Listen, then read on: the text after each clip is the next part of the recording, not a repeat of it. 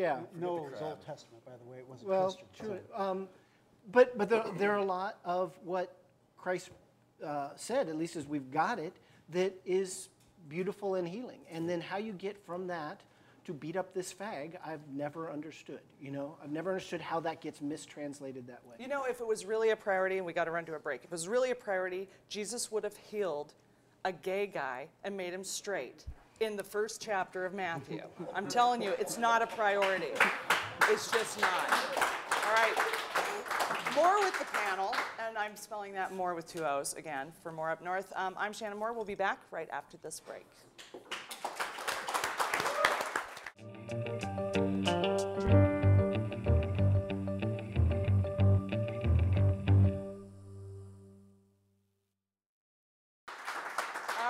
Welcome back. Okay, this is the part of More Up North where we get to go to our panel, Eric Croft, Elstun Lauesen, and Bob Shavelson.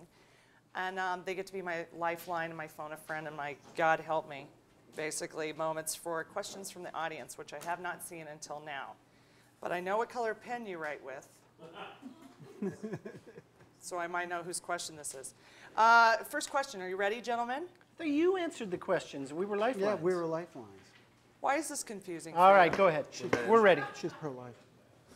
Pro-lifeline. I am pro-lifeline. Okay. I might need one. Which state would you like to succeed? I want us all to Not succeed. Secede. Secede, right? Which state would you like to see secede from the Union? Texas, I'd go for that. Texas? Yeah. Rick Perry's talking about it, the governor there. The entire South. Really? Is there a cutoff, Mason-Dixon line and down? Is that That's a good one. That's a good one? What about you, Eric? No, we fought a whole war over that. Let's just solve it. Let's stay together. Constitution. I think Nebraska. How do you do that even? You just lift them out? No, you just put a fence around. You big don't fence let around anyone it. in, out or in. No, I'm kidding. They like fences. They do like fences there. We have a friend running for Secretary of State for Nebraska, so we've got to keep it in. Oh, for a while. fine. We'll keep it for another. Thank you.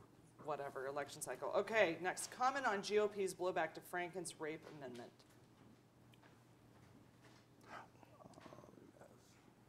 Anybody want to take that?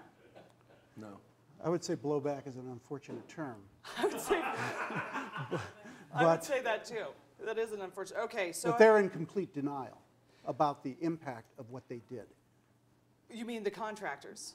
The Republican Party is in complete denial about the effect of what they have done on the American people are going to remember that. And it goes to what Elstun was talking about earlier about caring a lot about the issue of abortion, but not a lot about victims of crime, whether it's rape or incest, and about the child once it's born. Well, you know, we've seen this discussion going on in Washington, where it's like, okay, the Stupak Amendment was put in where the state isn't going to, the federal government won't pay for any sort of abortion, even if it's during. Even if you buy insurance, the insurance company won't provide it, and this sort of thing. And then we've also seen it can't different. No insurance on the market. Yeah, the one we set up can even cover it. Yeah. And then there's I could be wrong. Well, there's also a bill coming up that says that we're not going to fund contractors that have basically excused rape with their Blackwater. So I mean, it's interesting to me that rape is used in Washington and by the GOP when it's convenient, and it's still happening all the time. Right. I'm going to have, I don't know if you saw my PSA on rape. You'll have to check that out. Okay. How can we make Sean Parnell or Dan Sullivan accountable to the citizens? Waterboarding. I'm kidding. That would be wrong. I don't know how to make them accountable. I don't. Little things called elections, they're coming up. Yeah, they're called elections. Basically, that's all you got, because I can tell you this, Dan Sullivan doesn't give a flying fig what you think. I wondered where she was going. Yeah. He doesn't. But he doesn't care. What is required, I think, is that the political opposition to Dan Sullivan needs to make their case much more clear than they have made it thus far.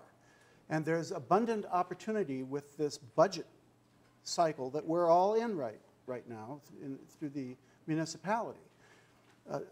Dan Sullivan has proposed a budget that's $10 million under the tax cap, which is under the fundable allowed, and calling it a crisis. And meanwhile, he's ginned up this controversy over what Begich told or didn't tell in 2008 that is irrelevant to what's going on now. I think he has a crush on Begich. Well, I mean,